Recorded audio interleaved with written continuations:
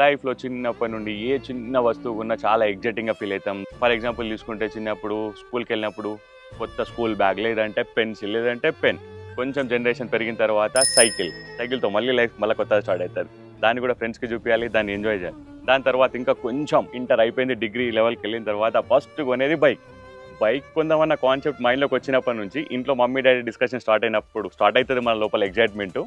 Almost all ఇంకా bike కొనిచ్చేంత వరకు ఆ ఎగ్జైట్మెంట్ మనకు ఉంటుంది. కెరియర్ స్టార్టింగ్లో కొంటాం, ఆల్మోస్ట్ కెరియర్ ఎండింగ్ దాకా మాతో జర్నీ చేస్తుంది. ఇప్పటిదాకా ఇవన్నీ ఏవైతే చూసుకున్నట్టయితే ఇవన్నీ డిప్రిషియేషన్ అసెట్స్ అంటారు.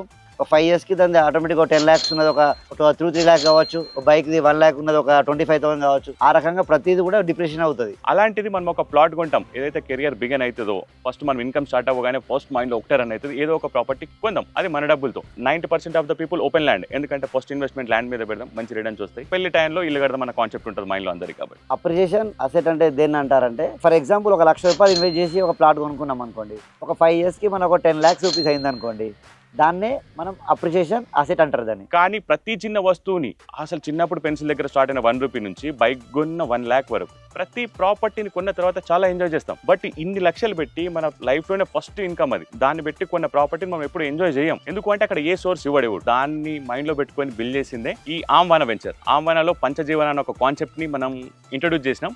పంచజీవన కాన్సెప్ట్ని ఒకసారి ఎక్స్పీరియన్స్ చేయండి, దాని తర్వాత మీకు క్లారిటీ వస్తుంది. అసలు ఓపెన్ ప్లాట్ని ఇలా ఎంజాయ్ చేయొచ్చా, ఓపెన్ ప్లాట్లో ఇంత వర్త్ ఉంటుందా, ఇన్ని ఎమ్యూనిటీస్ ఉంటాయా అన్న కాన్సెప్ట్తో బిల్డ్ చేసింది. ఎందుకు అంటే మన ఫస్ట్ ప్రాపర్టీని, మన కెరియర్ బిగినింగ్లో కొన్న ప్రాపర్టీని ఎలా ఎంజాయ్ చేద్దామన్న కాన్సెప్ట్తో మాత్రమే బిల్డ్ చేసింది ఆమ్వాన. Thank you.